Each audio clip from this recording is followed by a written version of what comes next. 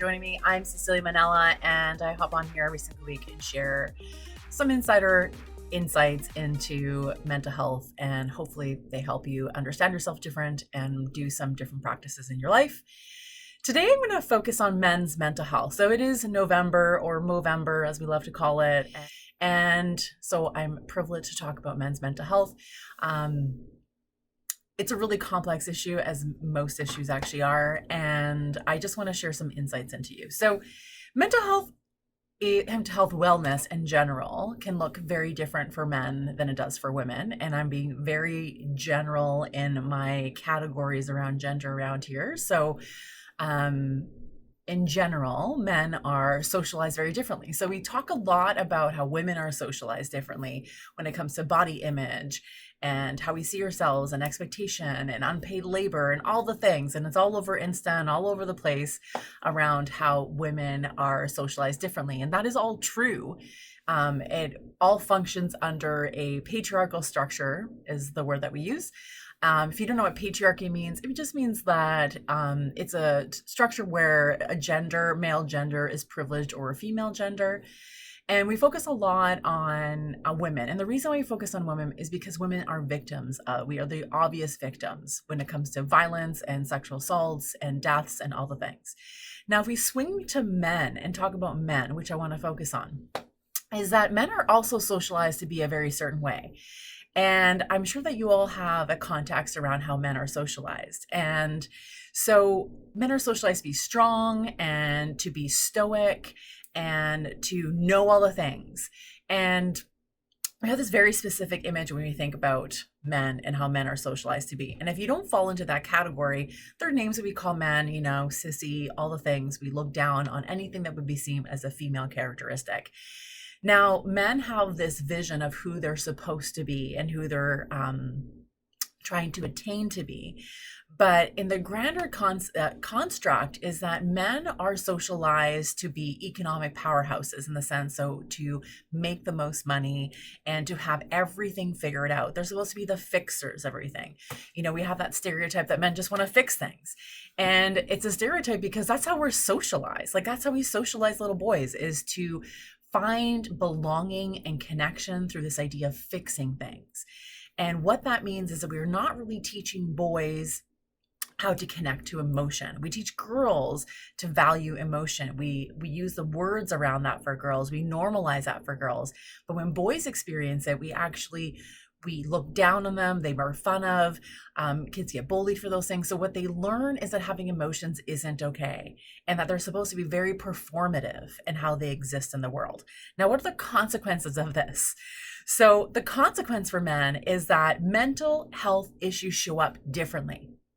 And how they show up differently is that if men are not socialized to express emotion or talk about emotion, so most men don't even have the words in order to formulate how they feel. So that is something they learn in therapy. Is what we do is we spend lots of time grounding in how to create the words and the language and the narrative in order to express your thoughts and emotions. Now, when you don't have the narrative or the words to express how you feel and what you're thinking, what's going on with you, then it has to show up in action. So you don't really understand that. When we take away people's ability to have language or to have expression of something, all this stuff that's happening inside it, we are still human, regardless of gender, regardless of orientation. We are all human, and we are created to feel. We feel lots of things all the time. And so if we don't provide language to this experience of feeling things, and we ignore that, and we only focus on action, so the doing of things, which boys and men are really socialized to do, then the only avenue for them to express how they're feeling is through action. So why do you see this connection here? So when we talk about depression, for example, and we talk about low moods and lack of motivation and all the typical kind of symptoms, the one symptom that's really different for men and women from what we observe in therapy and what we know from research is that men typically express that through anger. Now, women typically will express that through apathy. So men do express it through apathy as well, but there is a anger piece to it. And not to say that women don't experience anger, because that's not what I'm saying. What I'm saying is that depression will manifest and look differently for men in the sense that it has some energy to it.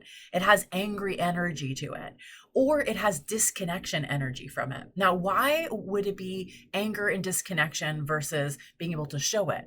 Well, because typically anger is the only emotion that we allow men to feel. It's the only thing that we give permission for. We are more comfortable. Think about yourself in the movies that you consume. Are you comfortable with seeing action, as in, like, the guy who's got the guns and shooting it up and saving the world and whatever, the hero? Or are you more comfortable with seeing a man cry and show emotion over grief, over loss? Now, I'm betting that most people feel uncomfortable with men who show emotion. And I've heard people say that, and I've heard men say that, I've heard women say that it makes them uncomfortable to see man vulnerable.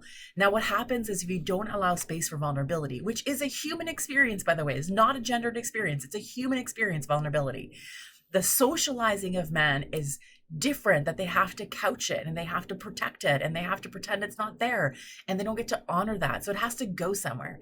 It typically shows up in anger. So this is why we see a lot of violence with men, is because it's the only emotion we really socially allow men to have. Now, what is disconnection about? So disconnection has turned into a way to manage this anger that they experience as a way to not cause harm. Now, both these options cause harm to men, and they cause harm to the people they're in relationship with. But when it comes to mental health, we need to see it differently. And the one thing that we can do is start having conversations with the men in our lives about emotions and thoughts and feelings and what is happening with them. And if the answer is, I don't know, I challenge you to just pause and give some time and some patience and some care to allow some space for some conversation. Now, this is what therapy looks like with men, is allowing space for the exploration around what these feelings are.